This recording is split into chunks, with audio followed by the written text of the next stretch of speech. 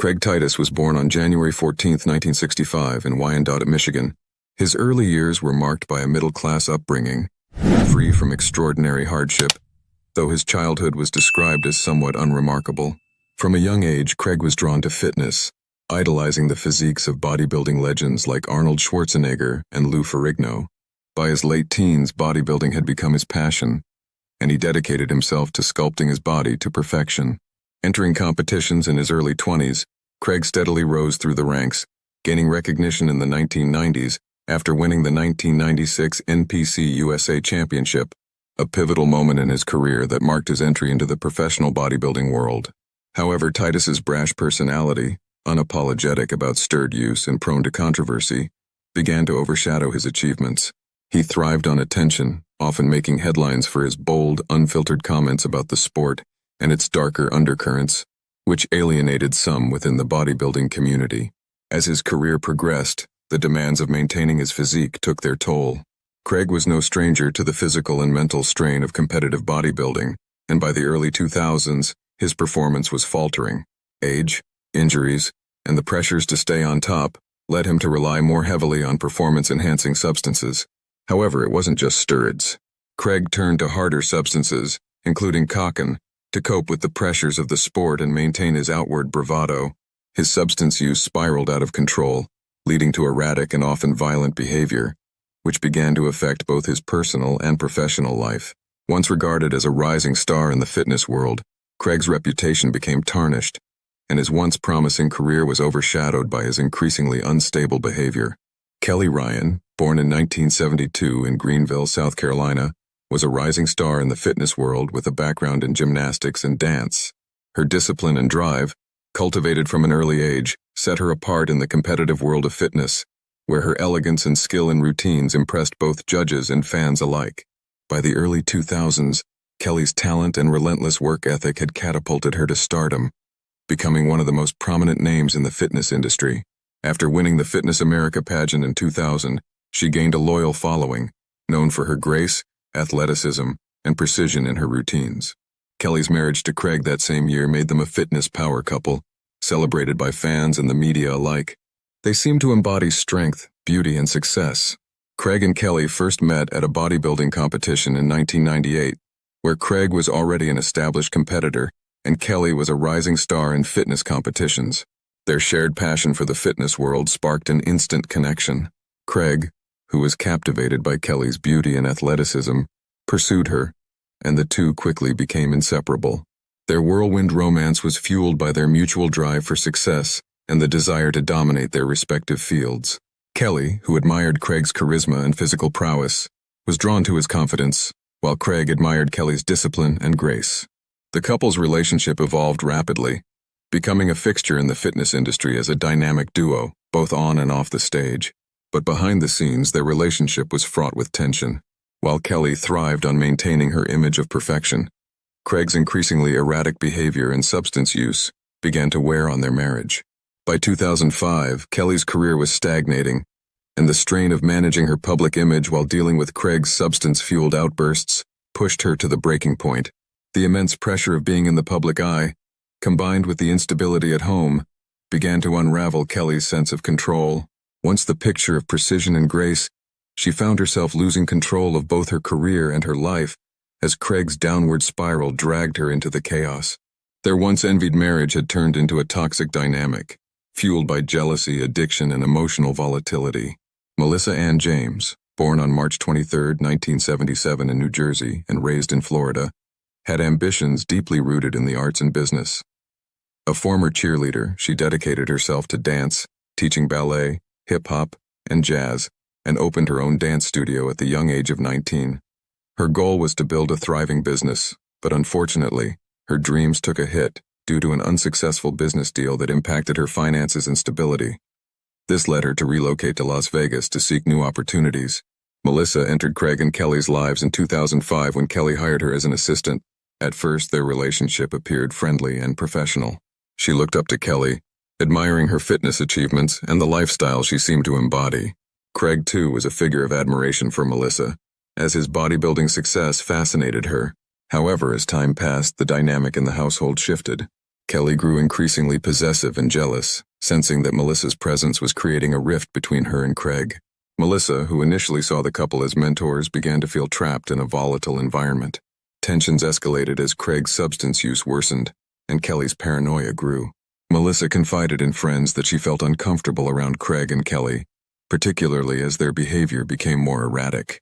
She expressed concern over her safety, noting that tempers flared frequently in the household.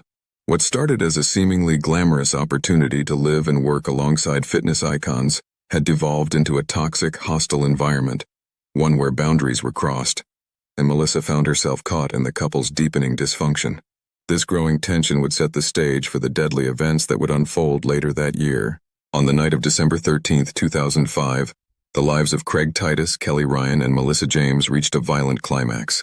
According to the facts presented during the trial, an argument erupted between Craig, Kelly, and Melissa, although the exact details remain murky.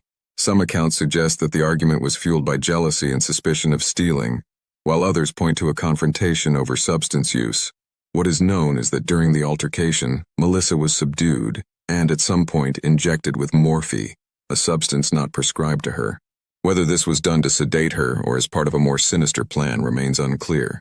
Following the argument, Melissa's body was found in the back of Kelly's Jaguar, charred beyond recognition after the car was set ablaze in the Las Vegas desert. The gruesome scene shocked investigators, and Craig and Kelly's attempt to cover up the crime was sloppy at best, leaving a trail of evidence that quickly pointed law enforcement toward the couple.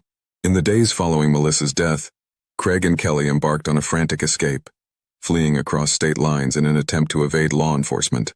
The couple's mindset was one of desperation and paranoia. They knew the walls were closing in, and with their fame and reputation hanging in the balance, they grasped for any chance to stay ahead of the authorities. Their hastily devised plan involved fleeing to the East Coast, but it was doomed from the start. Surveillance footage, cell phone records, and a slew of witnesses began to piece together the timeline of events, leaving little room for doubt about their involvement. As law enforcement honed in on them, Craig and Kelly's erratic behavior, including frantic phone calls and impulsive decisions, made it clear that they were growing increasingly desperate. Law enforcement was meticulous in their investigation. With a warrant out for their arrest, Craig and Kelly were finally captured in a suburban Boston shopping center on December 23, 2005. Their capture marked the end of a week-long manhunt that had riveted the nation. The evidence against them was overwhelming. Forensic analysis of Melissa's remains, the burned car, and the tools used in the cover-up painted a damning picture. As the pieces of the puzzle came together, Craig and Kelly's guilt became undeniable, and their once glamorous image was shattered. Once in custody, the couple faced intense interrogations. Craig and Kelly's stories began to shift, their accounts riddled with contradictions.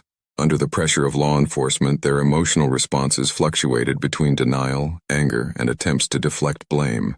Police employed a variety of tactics to break down their defenses, from presenting forensic evidence to exploiting the cracks in their relationship. Craig, in particular, seemed prone to shifting blame, at times suggesting that Melissa's death was accidental or that it was entirely Kelly's doing. Kelly, on the other hand, seemed torn between loyalty to Craig and fear of facing the full weight of the charges against them. As the pressure mounted, their carefully constructed narratives began to unravel, revealing the extent of their involvement in the crime. The trial of Craig Titus and Kelly Ryan was a media sensation. The defense tried to portray Melissa's death as an unfortunate accident, a tragic culmination of substance-fueled chaos rather than premeditated murder.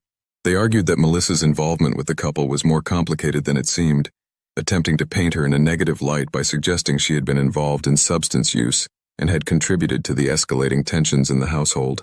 Meanwhile, the prosecution focused on the brutality of the crime, the deliberate cover-up, and the overwhelming evidence of their guilt. Witnesses testified to the growing instability in the household, highlighting Craig's substance use and Kelly's jealousy toward Melissa. Friends and colleagues described the couple's toxic relationship and the dark turn their lives had taken in the months leading up to the murder. The jury deliberated for days before reaching a verdict. In the end, Craig Titus and Kelly Ryan were convicted of various charges, though both avoided the death penalty by agreeing to plea deals. Craig was sentenced to 21 to 55 years in prison for second-degree murder, while Kelly received a 6 to 26-year sentence for her role in the crime. As the sentences were handed down, emotions ran high in the courtroom. Melissa's family wept for the loss of their daughter, while Kelly and Craig's families expressed sorrow over the tragedy that had unfolded. The case of Craig Titus and Kelly Ryan serves as a grim reminder of the destructive power of toxic relationships. What began as a love story between two driven athletes devolved into jealousy, addiction, and ultimately murder. Melissa James was an innocent victim, caught in the crossfire of their downward spiral. Their story is a cautionary tale about the dangers of fame and the obsessive pursuit of perfection. Behind the facade of success, Craig and Kelly's lives were unraveling, and the pressures of their careers, their relationship, and their addictions led them down a dark path from which there was no return. Kelly was released in 2017 after serving nearly a decade behind bars. Following her release, Kelly reportedly sought to rebuild her life away from the public eye. Craig remains incarcerated, continuing to serve his 21 to 55-year sentence. Their marriage also crumbled in the aftermath of the crime, with Kelly filing for divorce during their time in prison, officially ending their once highly publicized relationship. The case remains a shocking chapter in the fitness world, illustrating the devastating consequences of addiction, jealousy, and toxic relationships.